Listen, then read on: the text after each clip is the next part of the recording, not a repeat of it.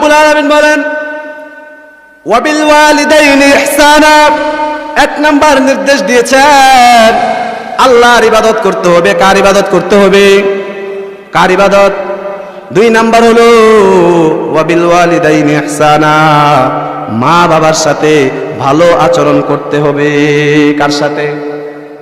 মা বাবার সাথে ভালো আচরণ করতে হবে। মা বাবাকে গালি দেওয়া যাবে না, মা বাবার সাথে খারাপ আচরণ করা যাবে না, মা বাবার গায়ে হাত তোলা যাবে না। এমন কিছু কুলাঙ্গার সন্তান আছে, এমন কিছু নাফরমান সন্তান আছে যারা মা বাবার গায়ে হাত তুলে, ঠিক কিনা? মা বাবার গায়ে হাত তুলে কিনা বলেন? মা বাবাকে গালি দেয়, মা বাবার সাথে চোখ রাঙ্গায়া কথা বলে।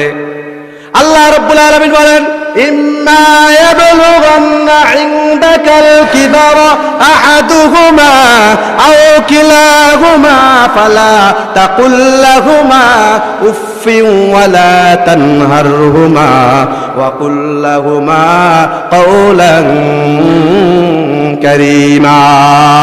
আল্লাহ রাব্বুল আলামিন বলেন বান্দা, তুমি যদি তোমার জীবিত অবস্থায় বৃদ্ধ মা বাবাকে যদি পেয়ে যাও, আমি আল্লাহ ঘোষণা করে দিলাম তোমার ঘরের মধ্যে দুইটা জান্নাত আমি আল্লাহ দিয়ে দিয়েছি। সুবহানাল্লাহ, আরো জোরে বলেন সুবহানাল্লাহ।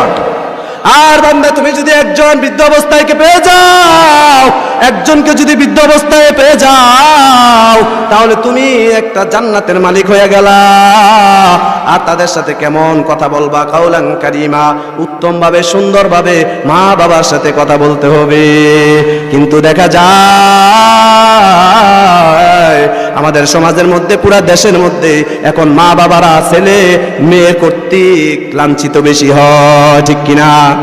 ছেলের থেকে বেশি লাঞ্ছিত হয় মা বাবারা। মেয়েরা অত লাঞ্ছিত করে না মা বাবাদেরকে, কিন্তু ছেলেরা বেশি লাঞ্ছিত করে, ঘর থেকে বের করে দেয়। আল্লাহ মাফ করুন, আল্লাহ মাফ করুন, মায়ের চুল ধরেও মাকে ঘর থেকে বের করে দেয়, এরকম আছে না নাই? মা বাবার দোয়া আল্লাহ রব্বুল আলামিন বলেন মা বাবার দোয়া আল্লাহ এবং তার বান্দার সাথে আর কোনো পর্দা থাকে না। মা বাবা যেই দোয়া করে আল্লাহর কাছে কবুল হয়ে যায়। সুবহানাল্লাহ। বদদোয়া করলেও কবুল, দোয়া করলো কবুল। কেমনে? রিদার রব্বি ফি রিদাল ওয়ালিদাইন ওয়া সাখাতুর রব্বি ফি সাখাতুল ওয়ালিদাইন। আল্লাহর নবী বলেন উম্মত